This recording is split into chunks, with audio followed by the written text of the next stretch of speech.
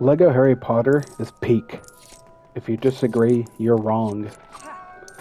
And I'm gonna explain why. This game obviously is an all-time classic. Like this game has been my childhood for probably years now. Probably since, like I was like a small child, and I would normally play this game on the Wii, which is the Wii itself is just absolutely peak. And obviously you get to relive the movies and the books, which I absolutely love the movies. And and I'm saying a lot. I need to get better at speaking. But you get to relive your favorite books. Of course, I'm gonna have a breakdown of 5 through 7, probably in my next video, probably that I'm gonna do. But obviously, you start off with the Sorcerer's Stone, which I'm playing right now. Playing a completely new playthrough. Very fun game. Like there's really no complaints. I mean, it's a classic Lego game, but there's no complaints to be had. It's just automatically a 10 out of 10 game. It doesn't even need to have voice actors because it's so peak. Any game that needs voice actors to be peak just isn't peak. And there I go with again. But like I said, you get to relive the books and the movies. I know a lot back in the day. A lot of people were absolutely die-hard fans. Like they would go to bookstores and they would be waiting on the streets just to kind of await the release of the new book or the new movie. And like it was a very big deal back in the early 2000s and the 90s, like very late 90s, I believe. Especially whenever, what movie was it? It was like Half-Blood Prince, especially, and Deathly Hallows. Those were like very much awaited movies. If I'm not mistaken, that was also kind of a one of those movies where they had to wait on the author to write the books just so they could finish making the movie. And like J.K. Rowling did not disappoint at all. Neither did the makers of the movie, because Half-Blood Prince and Deathly Hallows Part 1 and 2 is absolute peak. But getting back to Philosopher's Stone, and I guess just the whole year 1 through 4 thing. Like you get to the soundtrack. I'm gonna let you listen to it for just a second, but this Diagon Alley soundtrack is absolute peak. Just listen to it for a second. Like you listen to that, and it's like the classic Harry Potter style music. Like you can't go wrong. Like, it's just good. Like there's no debating that. Of course, it gets better. I think it's better in years 5 through 7. The soundtrack is, but it's still very good. Like you can't really complain about it. It's like Diagon Alley is very, very cheery, very bright. But you get into like the Forbidden Forest. It's very ominous, very dreary. And also, you could do this to Draco Malfoy. You make him run away. It's pretty funny. But I think that's Draco. I don't really know. I don't remember. But this whole game is just featured on just playing the movies basically. Like obviously, it's gonna be peak. You get to play basically any character in the movies. You can make your own custom wizard, which I think is really cool. Which is the same for every single Lego game, I think.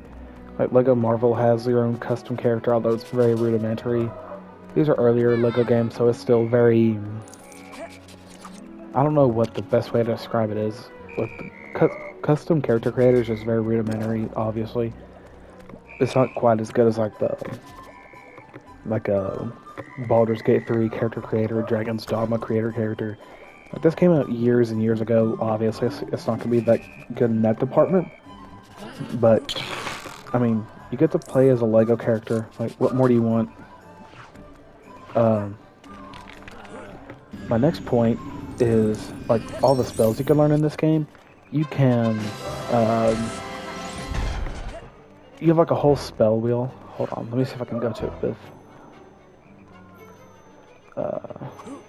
You can't go to the spell wheel right now with Hagrid, because he can only learn Wingardium Leviosa. But you have, like, the basic spell right here, which is just, like, a basic cast.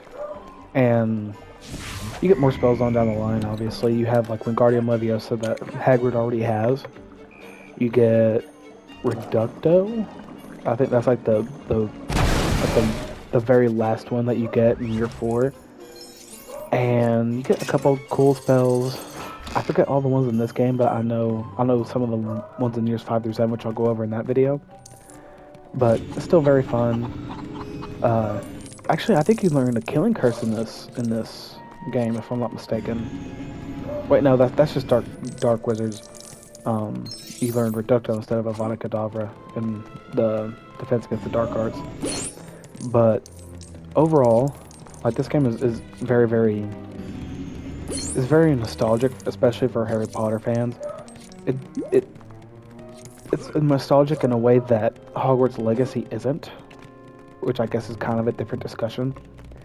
But you get to the gameplay, like it's a Lego game. You solve puzzles, you go to the next area, solve another puzzle, go to the next area, solve another puzzle. But this game also has boss fights, which I think every Lego game does, but like none of them are like super amazing. Obviously, like a lot of them are really good, but none of them really stick with you really. Like they're not like God of War bosses or Elden Ring bosses. But and I apologize if I sound quiet. I'm losing my voice, so I apologize for that. But like the bosses in this game are just like pure nostalgia. You have the troll in the bathroom. You fight Voldemort and Professor Quirrell. You have a boss fight with just Dementors in year 3. Year 2, you fight the Basilisk and Tom Riddle, which is it's just really cool. Like you fight a giant snake. It's gonna be cool. And year 4, you fight Voldemort, like a full-fledged Voldemort in the Goblet of Fire. And it's actually more like a duel than any of the previous bosses. Year 4 specifically introduced the duel, but year 5 through 7 perfected it, which I'll get to in the next video. But obviously you fight Voldemort after you go through the maze, and of course like the maze is a good level overall, which of course the level design in this game is absolutely fantastic. Again, most Lego games are fantastic in the level design department. That's basically all they're really known for, is just their level design, which I don't think I've ever had a Lego game not have good level design. Please correct me in the comments if I'm wrong. I can't think of one. Lego Marvel Superheroes, good level design. Lego Harry Potter, good level design. What's another one? Lego The Hobbit, good level design. Again, like they just don't miss. Absolutely peak. You get into like I said earlier, the soundtrack. Again, it's just fantastic. It's just a movie soundtrack is all it is. But all the scenes that they use the movie soundtrack in fits perfectly. Like right here, I'll let you listen to it for a second. It's just a Gringotts theme song.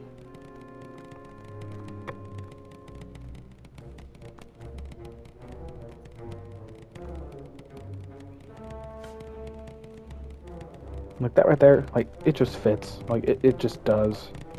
And I'm getting close to the end of this video, but like basically just to summarize, this game is absolutely peak. And oh, I almost forgot my last point. Goofy cutscenes right here. I'll just let you watch.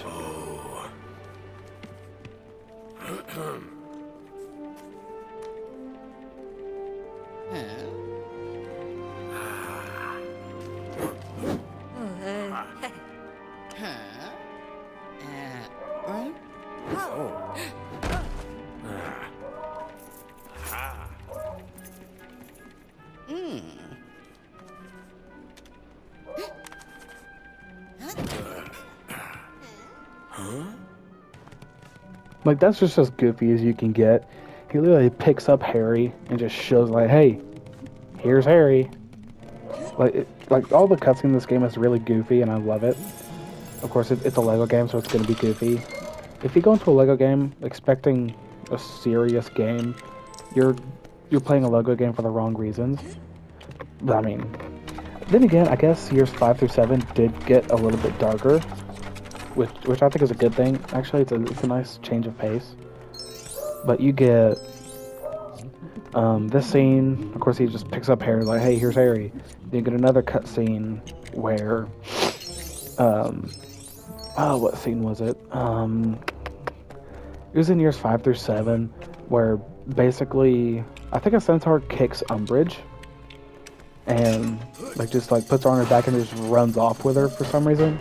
I mean, everyone who watches the movies knows the reason, but I'll get into that in the years 5 through 7 video that I'm going to make here soon. But that's just my overall kind of summary of this game. Like, if you don't know that it's peak by now, then there's just something wrong with you. Like, I'm objectively right. If you think I'm wrong, you're objectively wrong. That's okay.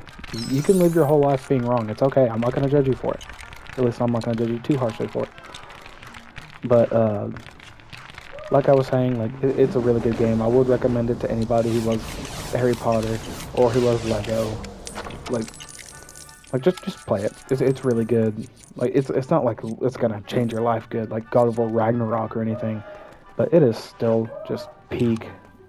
And I'm going to leave you with those thoughts. I would recommend playing it.